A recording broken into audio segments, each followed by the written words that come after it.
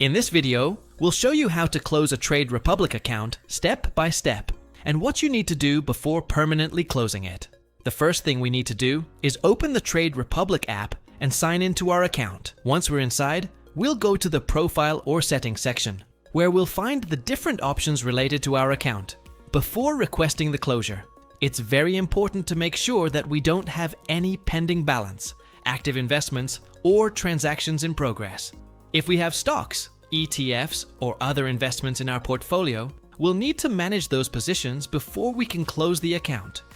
We should also check whether we have any pending payments, transfers, or other transactions, and make sure that all the information in our account is up to date. Once everything is ready, we'll look for the option related to closing or deleting the account within the settings. Trade Republic will provide the necessary information, and depending on the process, may ask us to verify our identity before continuing. Next, we'll confirm that we really want to close the account and follow the instructions shown on the screen.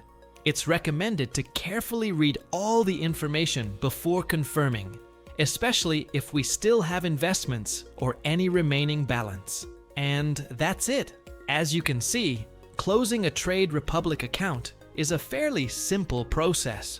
But it's important to make sure there are no active investments, pending transactions, or remaining balances before requesting the closure.